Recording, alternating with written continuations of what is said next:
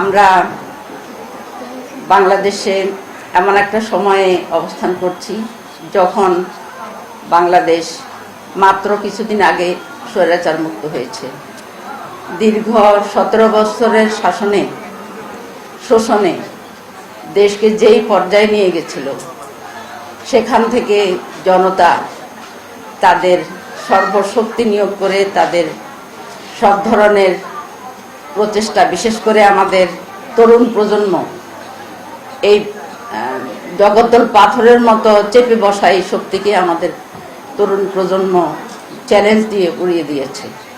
সমস্ত জনতা এতে অংশগ্রহণ করেছে এবং আল্লাহ পাক জালেমদের কবল থেকে মুক্তি দিয়েছেন বাংলাদেশের এই জাতিকে। এই জন্য সবাই বলুন আলহামদুলিল্লাহ। প্রিয় বোনেরা, এখন হলো দেশ গড়ার সময়। দেশে একটা নির্বাচন হয়েছে এবং সেই নির্বাচনে আমরা জনগণের কাছে, যে নির্বাচনের আগে আমরা জনগণের কাছে যে প্রতিশ্রুতি দিয়েছিলাম, সেই প্রতিশ্রুতি এখন পূরণ করার সময়। কিন্তু দুঃখজনকভাবে সত্য যে যেই দল সরকার গঠন করেছেন তারা নির্বাচনের আগে যে ওয়াদাগুলো দিয়েছেন সেটা এর অনেকটাই বেমালুম ভুলে গিয়েছেন অথবা অস্বীকার করছেন। যেমন তারা এখন বলছেন যে আমাদের যে নির্বাচনের সময় 2টা ভোট আমরা দিয়েছিলাম, একটা হলো সরকার গঠনের জন্য আমাদের এমপিদেরকে আমরা ভোট দিয়েছি, নির্বাচিত করেছি, আরেকটা ছিল গণভোট।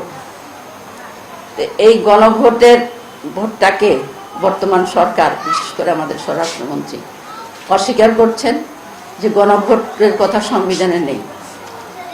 তাহলে যেই সংবিধানে উল্লেখ আছে যে 2029 সালে নির্বাচন হবে, রাষ্ট্রপতির আদেশ বলে সেই নির্বাচনটা হয়েছে 2026 সালে।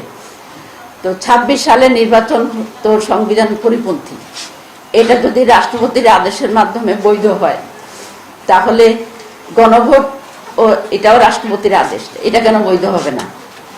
এই জন্য আমাদের সম্মানিত আমিরে জামাত বিরোধী দলীয় নেতা বলেছেন যে একই বাবা মায়ের যবন সন্তান হয়েছে, আর একজনকে অস্বীকার করা হচ্ছে, একজনকে বলা হচ্ছে সে বৈধ, আর আরেকজন কেমন অবৈধ হয়। এই অবাস্তব কথা আমাদের সরকারি দল বলছে এবং তাদের সুবিধার জন্য তারা অনেক কিছু ইতিমধ্যে পরিবর্তন করে নিয়েছে। কিন্তু জনগণ সচেতন, জনগণ জানে কিভাবে প্রতিবাদ করতে হয়। তারা এখন ধৈর্যের পরিচয় দিচ্ছে। আশা করি সরকারের উপলব্ধি হবে সরকার কোথায় কোথায় ভুল করছে, সেটা তারা সংশোধন করবে। আসলে আমরা কি চাই? আমরা চাই শান্তি, আমরা চাই নিরাপত্তা, আমরা চাই অধিকার এবং বৈষম্যহীন সরকার এবং বৈষম্যহীন সমাজ। তো এই বৈষম্যটা তারা কিন্তু আবার জিয়ে রাখতে চাচ্ছে। এই জন্যই সরকারি ব্যবস্থাপনায় আমরা দেখতে পাচ্ছি যে পার্লামেন্টে আমরা কিন্তু বৈষম্যের শিকার হচ্ছি। আমরা পার্লামেন্টে প্রতিবাদ করছি, আমরা জনগণের কাতারে এসেও আমরা প্রতিবাদ